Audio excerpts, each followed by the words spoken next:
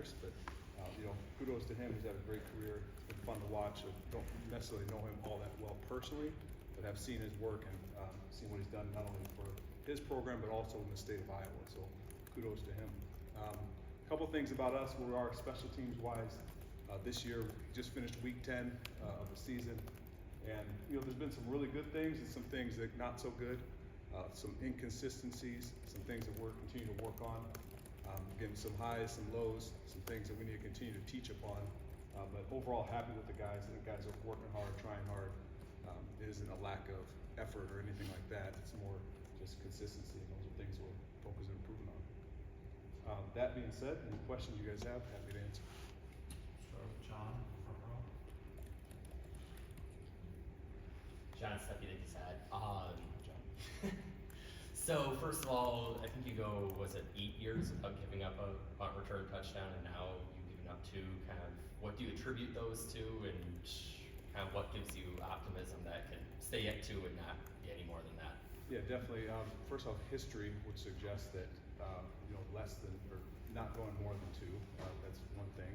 But it's definitely disappointing.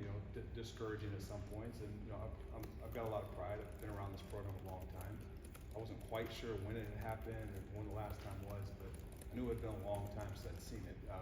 But I attribute it to a couple things. One, inconsistency with punt location, and then 2 is inconsistency in the coverage. And those are things that we need to improve upon and teach upon and continue to learn from. I think the guys are doing that, and we're not letting our guard down. I think we've done that. So again, those are things that we just got to continue to coach and continue to preach and work on. But definitely not fun at all. Chad. Hey, Chad Weistico, Des Moines Hello, Register. Chad. Yeah, nice to meet you. You've had, it seems like anyway, for sure Ohio State was a situation where you had a fake punt called and Kirk called timeout. Can you explain kind of the process? Are you like in his ear? Does he see that? And also, can you speak to what happened the other day? Because you guys burned an early second half timeout on a punt that you really could have used later. I'm just curious what happened there. Yeah, which you talking about, both or? Well, let's start with the UCLA game. Yeah. I mean, what happened there on that punt, and then rewind to the Ohio State game. Like, are you telling him, hey, we don't want to run it, or is that his call, that type of thing? First off, I don't tell Coach Ferentz. Okay. Then I make suggestions. I know where I'm at on the pecking order. So it's obviously ultimately his call, his decision. But we talk about Saturday. It's really nothing more than just trying to make sure we see things that we see. I also think Coach was trying to talk to the official about something that happened on that play previous. So it had nothing to do with a fake or anything like that. You'd be trying to give away my trade secrets there, Chad, and I don't want to do that in front of the microphone. But you go back to Ohio State. There's definitely certain situations where you like things better than others and like looks better than others and whatnot. But ultimately, it's Coach's decision. I make suggestions when hey, we like this player or don't like this play, and just keep playing and keep moving forward. But I do like the result that we called the timeout, and because the punt wasn't great, but the second, the redo on the punt was a lot better and fair catch and all that stuff. So it's a good ball by Reese, good snap by Luke, and good protection and coverage. Right. Scott. Scott Doctrine at The Athletic. Hope you're doing well. Hey Scott, great to see you. Great to see you too. I wanted to ask a recruiting question, because you're a prolific recruiter, go all over the place. This year is completely different with the early signing period, no off-campus recruiting, which I'm sure it frees up your December like you never had before. What kind of adjustment is this for you, both at this very time, this very week, and then how you're going to approach December and evaluating future potential players? It's funny you bring that up, because literally I just came out of a staff meeting about 15 minutes ago where that was brought up, and I didn't realize that you can't go out at all in December. I thought the window was just shorter. But what it's going to do, I think, will allow us to be more with our team here. Not as soon as the season ends, as soon as the last game, you take a day off and you go out on the road. You don't see your own team for 2 weeks. So I think that'll help us in that regard, be around our guys that are here currently. I think the transfer portal window's changing a little bit. So it allows us to be with our team and coach our guys, which is ultimately what we're trying to do, right? Is make the best team possible and be here for the players that are here. Now recruiting, you're always going out trying to find the next person to add to the class or add to the group. But I always feel like when you go out this time of year, you're leaving something back at home with the guys that you bled with all year, that you worked with all year. So I think it'll be nice to actually be with those guys and continue to help them through bowl prep and through bowl practice and things like that. I know I won't be taking a trip to Australia this December. David Eichel, HawkeyeInsider.com. LeVar, appreciate the time. Reese has had a up and down years, had some tremendous games, had some punts I'm sure he and you would like back, but going back to Tory Taylor's freshman year, he kind of rode the same boat, both being from Australia. Is there anything that you learned while coaching Tory through his first year, whether it be about culture, whether it be about football, that you've kind of applied to teaching Reese, or are they two totally different situations? Because again, one's 24 and one's a 19-year-old kid. And I guess how have you kind of helped him ride the highs and lows of just adjusting to America and the way you guys do things around here? Yeah, I think the easy thing is to compare the two, right? Compare the two, but I think really the comparison stops where they're both from Australia. They both punt footballs. Both of them come here at different stages in their maturation, physical and emotional maturation. Also age, right? Both of them come here. The comparison that you could make is neither one of them really knows the sport of football, college football. But I do feel like both guys are coming in different times and stages of their life. I do feel like each and every game, Reese gets better and understands the game of football better, understands the significance of his role and what he does each and every game. And I think that's something to build upon. I think that's going to be a strength for him as he gets older. Like right now, that's not a strength for him. His first game he ever saw was the one he played in. Think about that. Right? The first game he ever saw, he was in, and he was the punter, at Iowa. So that's a big deal. And but I do feel like each game he's gotten better. You've referenced some highs, for Reese. What was the game? I think it was in Northwestern, where he went out and had 4 punts inside the 6. Like, man, I love Tory Taylor. Tory Taylor's fantastic. I don't remember seeing Tory do that 4 times. And I think we all see what he's done since he was here, and then now off of the Bears. And which he is punting more than he was told he was going to punt. It's interesting to see.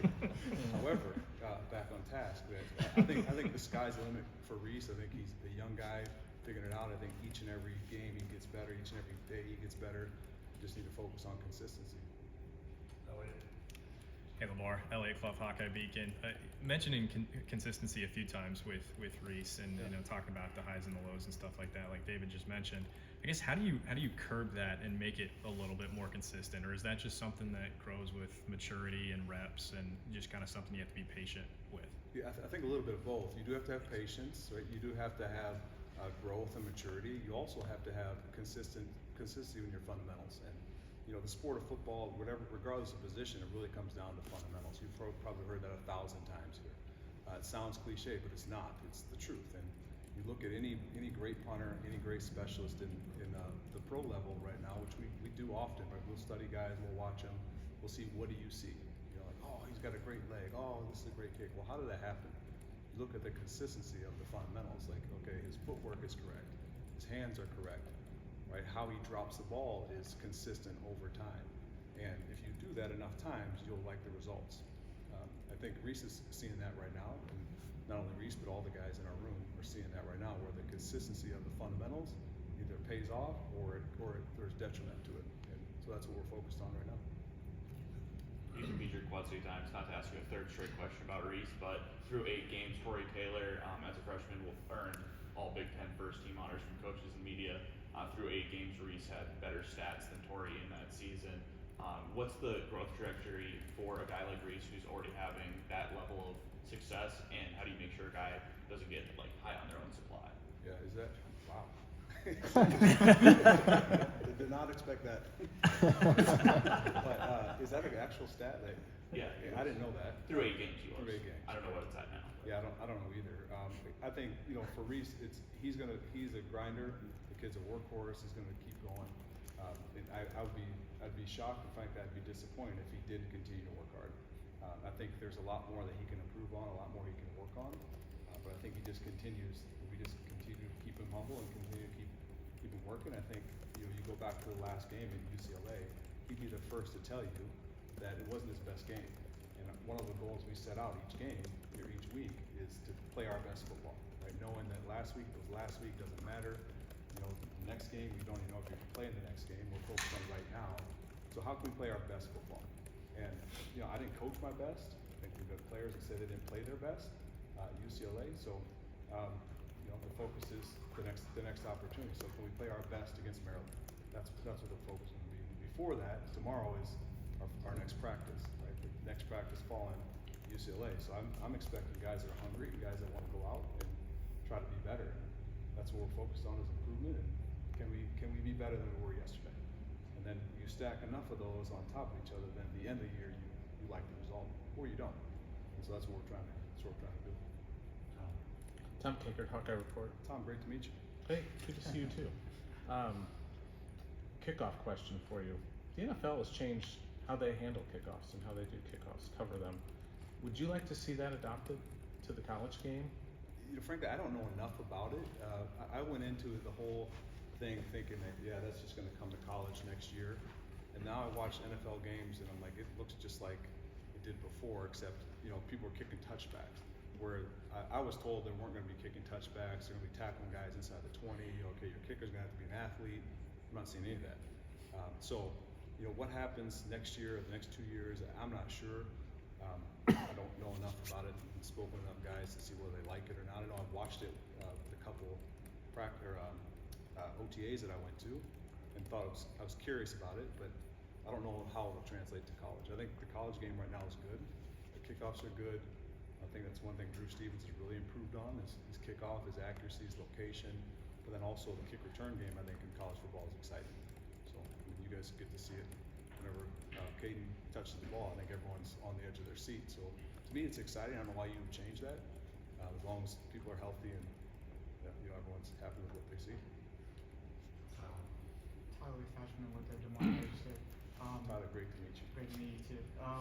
Curious about Drew. One, what was your perspective of the one that he drove that fan in the head on the kickoff? And also, you talked about his maturity earlier in the season, but just how have you seen that kind of carry over into the later stages?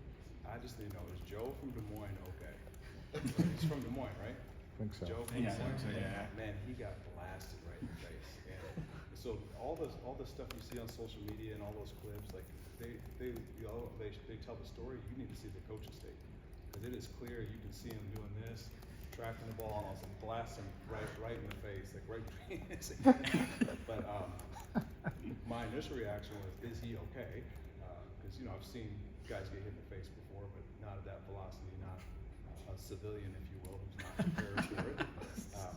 But I also feel like Drew has, going back to Drew, I think he's definitely more mature. He's definitely has improved in all areas. I think the sky's the limit for him, and the goal is to be, again, more consistent. You look at him, his track record, where he's at thus far this year. I think he's 80%, 81, something like that, percent on the year, with his misses coming from 51, 56, 58. So those are not chip shots by any stretch of the imagination.